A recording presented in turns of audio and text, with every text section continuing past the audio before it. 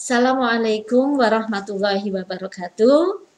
Anak hebat, jumpa lagi dengan Ibu dalam pembelajaran Bahasa Indonesia kelas 9 secara daring. Anak-anak, kali ini kita akan membahas bab kedua, yaitu tentang cerita pendek atau disingkat cerpen, atau dalam bahasa Inggrisnya disebut short story. Tujuan pembelajaran kali ini hanya ada dua, yaitu kalian diharapkan bisa menjelaskan pengertian cerpen, dan yang kedua, kalian diharapkan bisa menjelaskan jenis-jenis cerpen. Baik anak-anak, kita mulai pembelajarannya. Ya. Yang pertama, cerpen, cerita pendek. Apa cerita pendek itu? Cerita pendek merupakan karya sastra berbentuk prosa fiktif yang mengisahkan tentang suatu tokoh beserta permasalahan atau konflik dan penyelesaiannya yang ditulis secara ringkas dan padat. Namanya saja cerpen, pendek, berarti ditulis secara ringkas dan padat.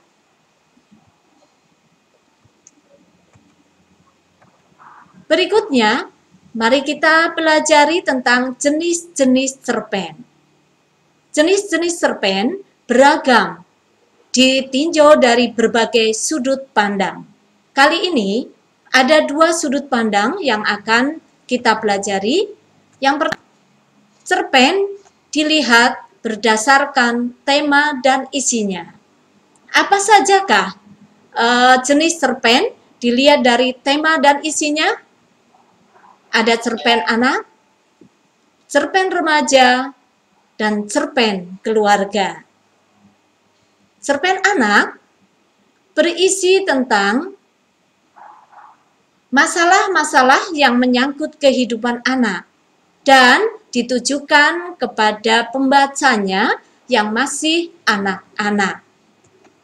Sedangkan cerita pendek remaja berisi atau menyangkut hal-hal yang berkaitan dengan kehidupan remaja.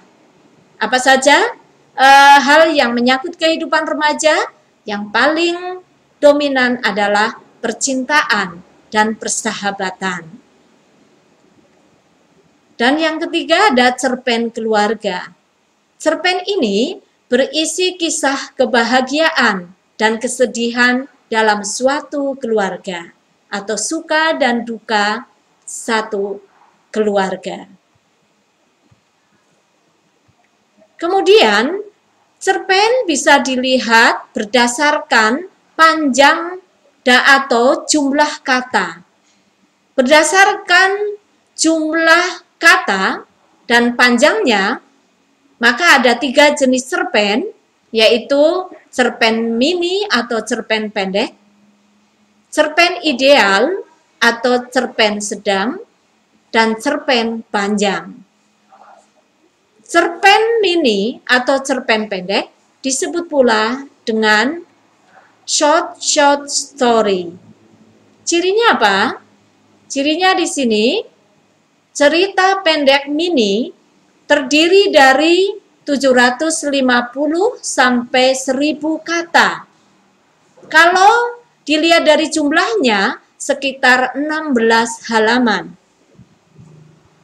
Waktu yang dibutuhkan untuk membaca cerita pendek mini ini kurang lebih 15 menit. Ya. Bagaimana dengan cerita ideal?